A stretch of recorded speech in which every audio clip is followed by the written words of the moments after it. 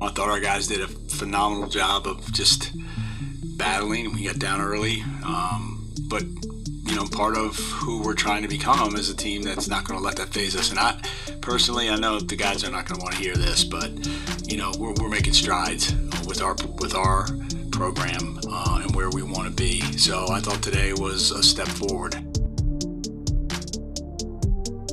All right, what's up, guys? Welcome into Taking the Field with Stevie Mac. That audio you heard there just a moment ago to open up the show was Cannons head coach Brian Holman talking about he liked the way that his team battled as they came up short in overtime. Says they came back from down early to really battle back in that game, and says, look, I know the guys aren't going to want to hear this right now, being as they're 0-2 and down at the bottom of the league standings, where in the past that's kind of where they've been accustomed to being. Necessarily put that on Brian Holman for that, because this is just his first year as the head coach of the Cannons. But he says, look, I know the guys aren't going to want to hear this right now, but we're progressing, and I think that's the biggest thing, is that we're becoming the team that we want to become. And I mean, look, there's still 8 games left in the regular season, so they do have plenty of time left to make some moves here and win a couple games and get back in this thing in the PLL standings. And we've seen it so far through the first 2 weekends, how many 1-goal games, how many games have gone to overtime. I believe it's 2 games now have gone to overtime, including that one against the Chaos that they had in week 2. So really every team in this league right now is right there, and there's not a whole lot of separation, even 1 through 8. Like, you look top to bottom throughout the league, there's not a ton of separation. And like I said, it's only been 2 weeks, so there's a lot of season left to play. And I do agree with him, though, that they've gotten better. I mean, you look at this team from what we've seen in the past, and I've said, I think their offense is going to be better than what we've seen in past years, just because the ball won't be able to stick with Lyle Thompson as much as it had in the past. And I think you've seen that so far through the first 2 weekends. They're scoring about 13 goals a game, giving up about 15 scores on average. So like I said, need to even that out a little bit more. But a lot of their issues have been coming from the face-off stripe, where they're only about 39% so far through 2 games. So you got to get that number up, of course. Adam Gittleman, also a free agent signing they had in the offseason, hasn't had one of his better years in the PLL to start out this year, just 45% on saves so far through the first 2 games. But one bright spot for them on the defensive side of things, at least for the Cannons, one bright spot is that I saw on penalty killing, they're 5 out of 7 so far through 2 games in that department. So a bright spot for sure for them on the defensive side of things. Plus, you just picked up Cade Van Raphorst as well to hopefully boost that defensive core that you have for the Cannons. So again, still a lot of season left to be played, a lot of parity to be expected within the league this season. So I do think DraftKings, I mentioned before, DraftKings had them for their season win total at 3.5.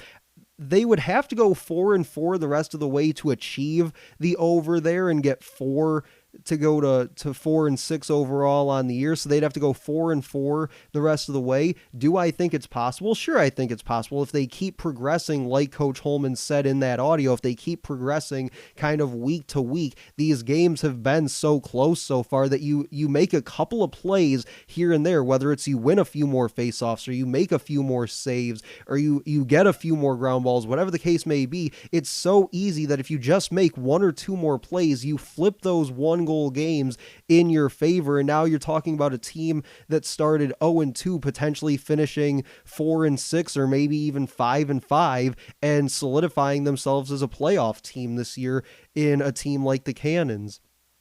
Some other things that I saw following week 2's action was the comments made by Chrome head coach Tim Sudan about their lackluster performance offensively. That was something that I touched just briefly on in a previous episode back on Monday, but he talks about in the audio sort of the struggles that they faced offensively in their game in week 2. And really what I noticed and what they talked about a lot during the broadcast of that game was that there was just not a lot of movement, whether it be player movement or ball movement, and there wasn't a lot of flow and creativity to what they were doing. It was really just kind of every man for himself out there at times. And so he talks about that, and here's that audio now.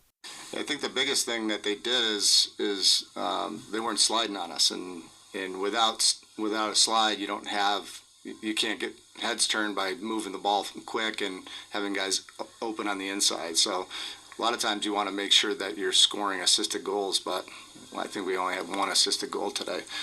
So yeah, you hear him say in that audio, talks about how one of the biggest things that they were doing against them was they weren't sliding, so it was kind of every man for himself in that situation, and they weren't really able to get the kind of looks that they wanted to. I mean, the one guy that really showed up in that game was Jackson Morrill, went 5 of 6 shooting in that game, but then you look at some of the other kind of bigger producing guys in that offense, guys like Wisnauskas, Anderson, Ferrara, and Heacock went a combined 0 for 21 shooting on the day in that week 2 matchup that they eventually lost. So like I said, not the best, obviously, performance that they could have put up, really leaning on Jackson Morrill as much as they did. And he also mentions in that audio something that I was actually surprised when I heard it, so I had to go back and look it up in the stat sheet, but he was correct. Out of their 7 goals, only 1 of those was assisted, so I think that really just sheds light to how much their offense really did struggle in that week 2 matchup. But coming up in segment 2 on Taking the Field with Stevie Mack, we'll get to your fantasy lineups for this week. I've got some things I want to break down with that. I'll give you my lineup as well. We'll also get to the weekly picks and then finish out the show as we always do, getting your thoughts, your comments in the mix. But you're listening to Taking the Field with Stevie Mack.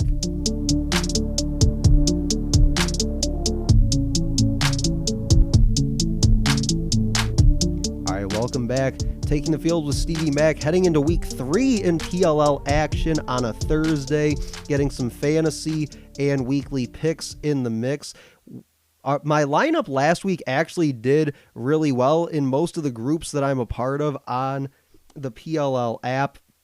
For PLL Fantasy, I finished in the top 20 of just about all of those. So if you followed along with my fantasy team and went with some of those guys last weekend, you probably did pretty well yourselves. So to get to my picks for this weekend, at attack, I've got Jeff Teat, who is right up there near the top of the attack group as he's been for most of the season so far. He was a 50 cap hit. Again, PLL Fantasy going with a points cap for this season. Last year it was the tiers that they did, but this year it's a points cap, so he was 50 points towards that cap. And my other guy at attack is Marcus Holman. He was a 39 point cap hit.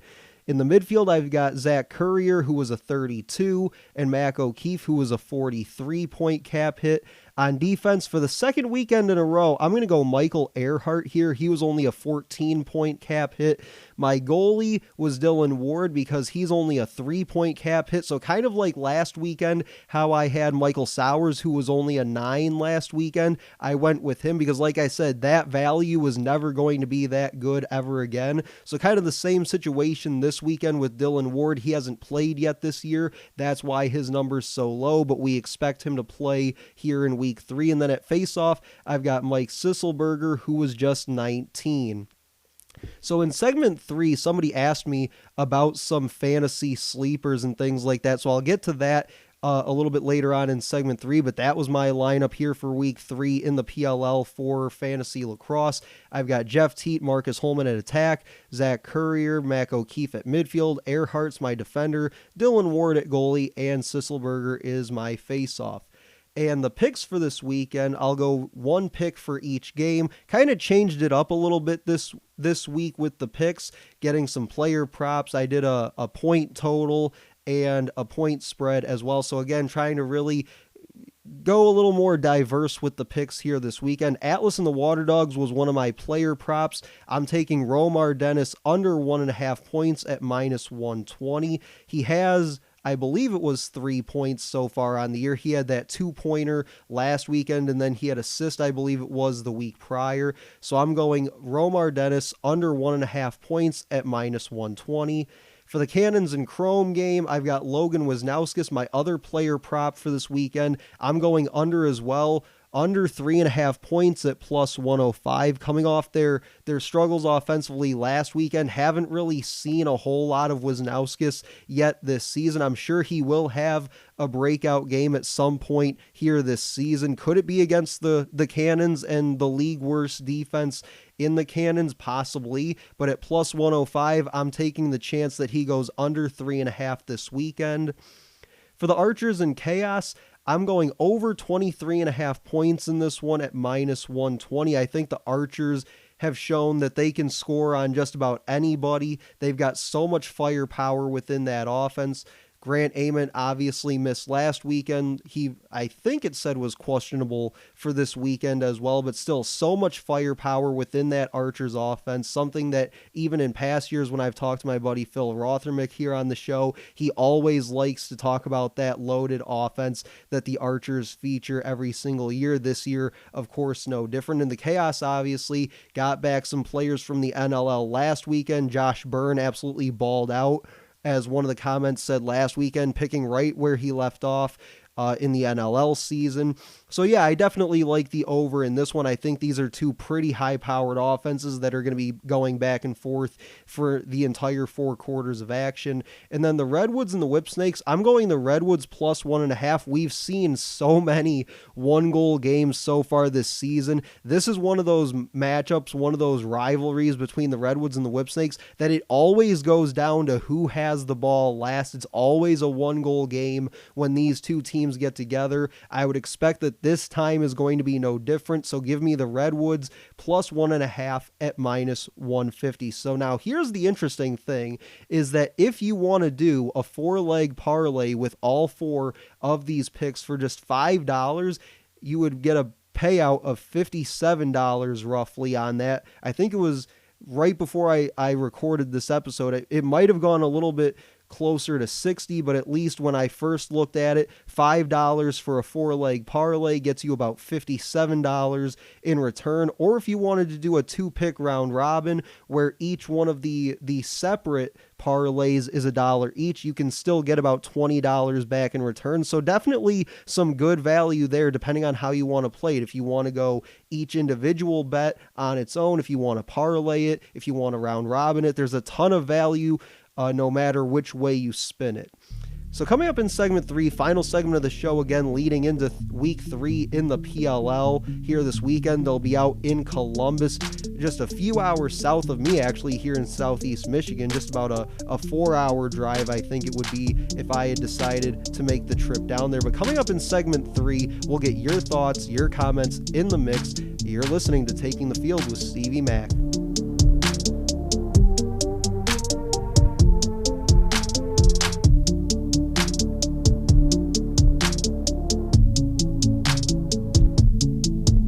All right, welcome back. Third and final segment of the show on Taking the Field with Stevie Mack, getting your thoughts in the mix as we always do. Leading us off, as has always kind of been tradition here on the show, is Coach Schreck.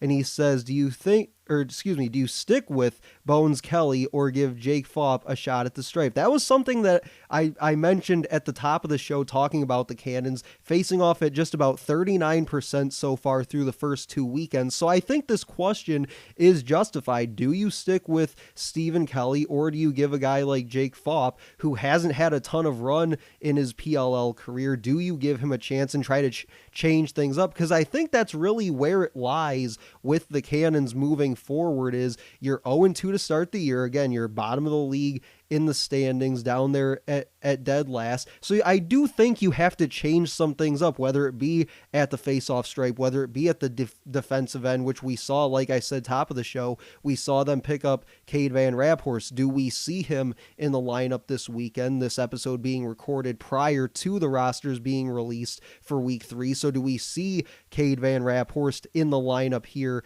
in week 3 or not? So yeah, I do think that it's justified to ask if you make that switch at the face-off stripe. Do I think that they make it this weekend necessarily? Probably not. I think they give him at least 1 or 2 more weeks to try and improve that face-off percentage, but I do think that leash sort of gets a little bit shorter each week because you do have to start winning face-offs, and this is something that even in the past I've talked about with a team like the Cannons, and even in the past with a team like the Chaos, is that's one of the biggest things that's always hurt them, is their inability to win faceoffs. So yeah, I do think, like I said, that leash is kind of getting a little bit shorter week after week, to where I think within the next 2-3 weeks, we could see that switch over to Jake Faub.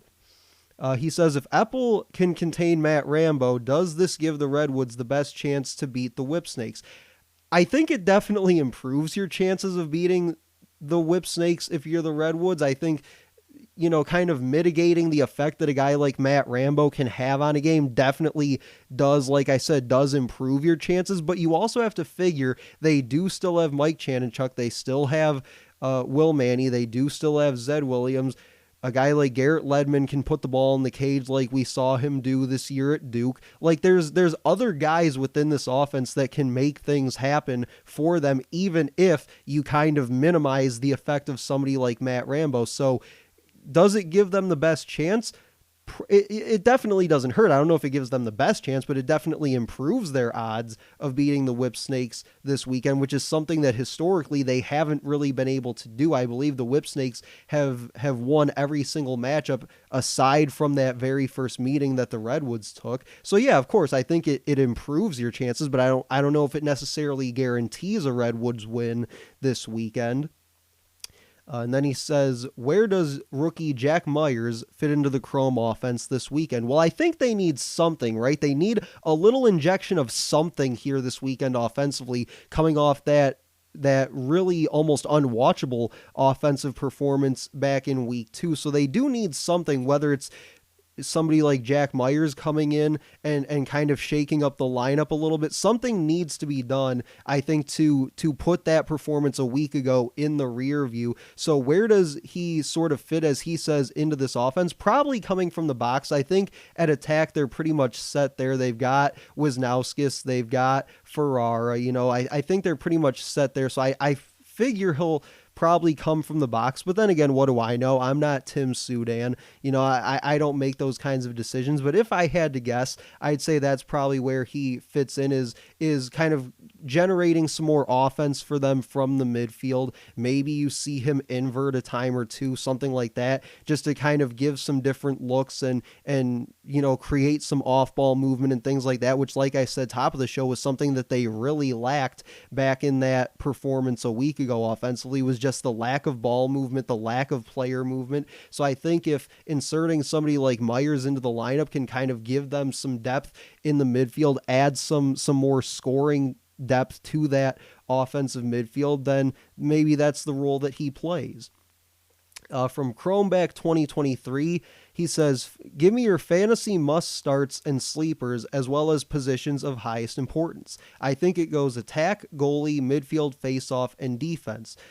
Plus, predictions for a weekend of interesting matchups. I have the Atlas, Chrome, Archers, and Whips, and it should be a bunch of close games. So going back to the first part of his comment, talking about fantasy, I'll get to my sleepers here in just a moment before we wrap things up, but he says, positions of highest importance. I actually don't have an issue with the hierarchy, so to speak, that he gives here. He says attack, goalie, midfield, face-off, and then defense. I think you can make the argument for flipping goalie and midfield, but again, I have no issue with that sort of hierarchy that he provides here, because I think that really probably the 2 or 3 biggest ones that you can go with are attack, because again, you have that sort of cap, that salary cap that you're working with. So I think you definitely should prioritize attack and midfield, because those are the guys that it seems like week after week are putting up 30, 40, 50. I think, Ryder Garnsey back in week 1 even had like a 66-point fantasy performance from his attack position. So yeah, I think those are probably 2 of the more, if not the 2 more valuable positions in fantasy lacrosse. But like I said, I don't have an issue with this, as like I said, he goes attack, goalie, midfield, face-off, and defense. He says, predictions for the weekend of interesting matchups. I have Atlas, Chrome, Archers, and Whips. So even going back to segment 2 with the picks segment that I did just a few minutes ago, that was something where when I was really thinking about the games this weekend and I was looking at it even from a betting perspective, there really wasn't a game that I kind of looked at it on paper and said, yeah, this team is definitely going to win. Like, I would definitely put money straight up that they're going to win this game. Like, I really didn't feel comfortable about any of these games. Even as an Atlas fan, I'm looking at this Water Dogs game saying, yeah, this can go one of like 5 different ways. Or you even look at the Redwoods Whipsnakes game. This could go one of 5 different ways. Like, none of these games I think you can definitively look at and say, yeah, this team is going to win this game, because like I keep saying, you look at the past few weeks, 2 games out of the 8 have gone to overtime and 6 of the 8 have been 1-goal games. So it's just so tough to tell, even by looking at these games on paper, to be able to say, yes, I think team A is going to win, or I think this team is going to beat this team on this given day, because there's so much parity in this league that even for a team, like I mentioned top of the show, in a team like the Cannons, they can go from starting the year 0-2 to potentially the rest of the way going 500, or maybe even going a game above 500 and finishing, somewhere around 4-6 or 5-5, something like that. So you never really know. So it's so hard for me to sit here and try to predict the outcomes of some of these games. But I do want to go back to his fantasy sleepers thing. I did go through and pick a couple people, as I mentioned, from, the probably the top 2 positions in PLL fantasy, which are attack and midfield. So to give you those here real quick before we wrap things up at attack, really what my criteria was for a quote-unquote sleeper was somebody kind of in that 20 to 30 point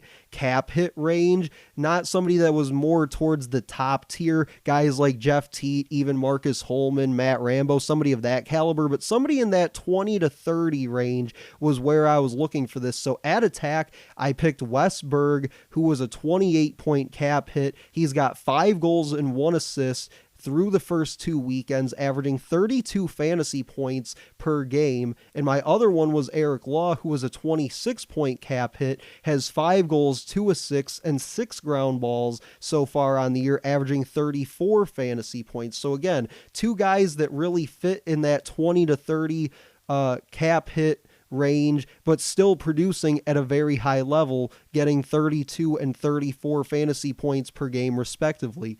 Then in the midfield, I went with Mike Chanenchuk, a guy that I mentioned earlier on in the show. He was a 29 point cap hit, has 3 goals and 4 assists, averaging 35 fantasy points per game. And my other midfield sleeper was Connor Fields, a 25 point cap hit, has 6 goals and 4 ground balls, averaging 30 fantasy points per game through 2 games in the regular season.